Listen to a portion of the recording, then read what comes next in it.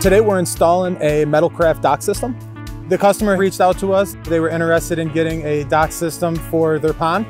Our salesperson came out, they measured the water, how far out the customer was looking to go, discussed aesthetics, recreation, what kind of use they were going to get out of this system. The customer has basically complete control over how they want it to look, and this customer decided to go with kind of a step out and L shape. These systems are ideal for small pond settings. It gets the customer off their shoreline, whether it's for fishing, kayaking, paddle boards, things like that. AQUA makes sure that we get all of our technicians certified with all of our vendors on equipment that we're selling and installing. We want to get these things up running in a little amount of time as possible.